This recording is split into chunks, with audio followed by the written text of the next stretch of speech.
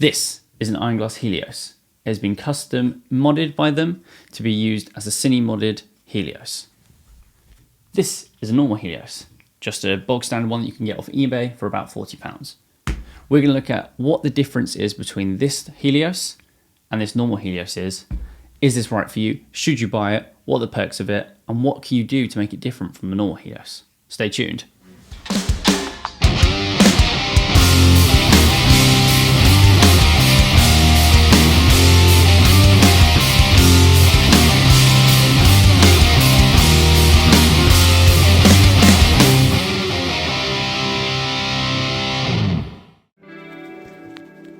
So side by side, you'll see that the Ironglass Helios and the normal Helios are pretty different. What I decided to go for when I modded my Helios was I went for the purple anamorphic flare bokeh, which means I get that anamorphic flare of the blue light, and also my bokeh presents as anamorphic and blue as opposed to the normal Helios. Now I also have an added thread size of 77mm, which is handy because a lot of the lens caps or lens filters I use are around 67 to 77, but also I have the gear rings around the aperture and the manual focus, which really makes it easy when using it on a film rig. So I did the same test for both the normal Helios and the Ironglass Helios. Here I've started with the Ironglass Helios. I'm setting my focus on the prop light, and then I'm going to the RGB tube, and then I'm going back. I'm doing this manually. I don't have a focus ring motor, so I'm having to do this manually with my hand, and I didn't set the tripod sturdy enough, so I apologize for the shaking. Now I've gone with a aperture of 2, wide open, and then closed of 16, and then somewhere in the middle. Now the only downside to the Ironglass is because there is a ring over the aperture, I can't tell you exactly where I am unless I'm fully open or fully closed. After that, it's just a guess of where you're at because you don't have the readings. So this is one of the perks of a normal Helios, but it does mean it is a lot easier to move them as it is declicked, meaning it won't click from one aperture to the other. You can go in between, which does give you more artistic creation. Now this is where I've set it. Where I would prefer to set it is between 2.8 and 4, I believe, maybe even 5.6, but I think around here I was shooting in between those areas, and I had to use the normal Helios to tell me where I thought it was. Now I have noticed that the Helios seems to leak a lot of blue on the Ironglass one compared to the normal one, but this is because of the mod I added in. So here we've got the normal Helios, again at an f-stop of 2.0. Now it's a lot more blown out, and you don't have the blue kind of tint to it that you get with the Ironglass one from choosing the anamorphic blue mod.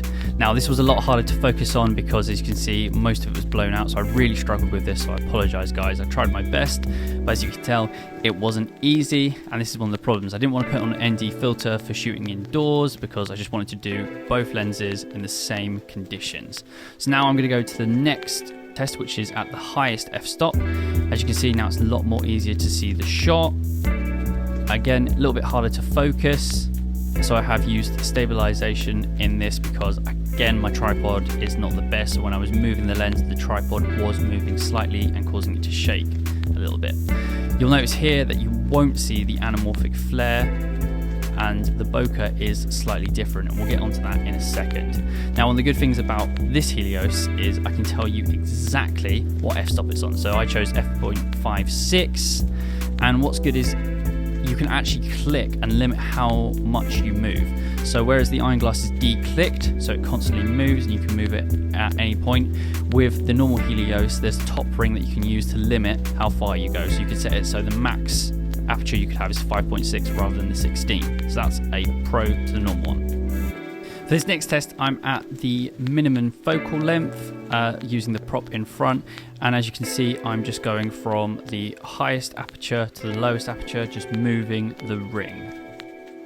So you'll see here that there's not much bokeh in the background when I'm at the highest, but when I'm at the lowest f-stop, you'll see all the bokeh. But a downside to this, it really blows out when it's wide open.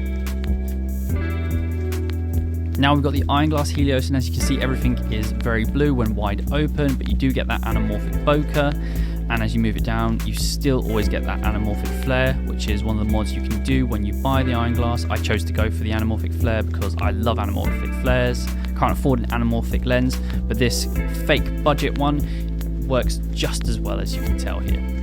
So Really cool, really crazy bokeh as well. Now we'll go on to the bokeh in the next shot.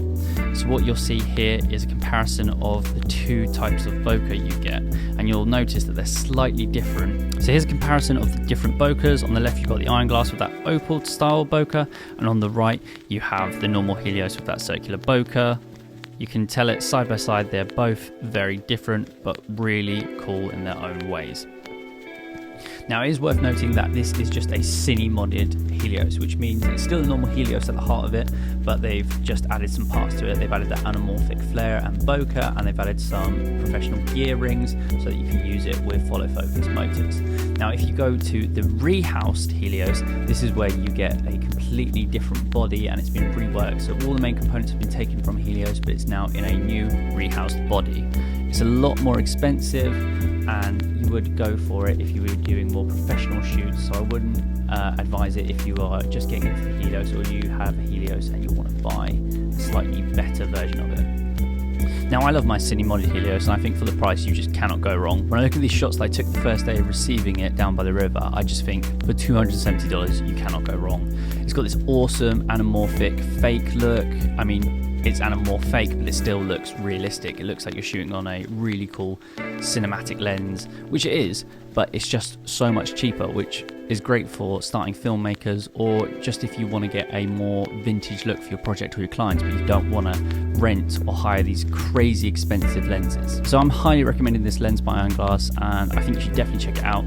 Please comment, like and subscribe if you enjoyed this video, and let me know if you've got one or you're thinking about getting one in the comments below.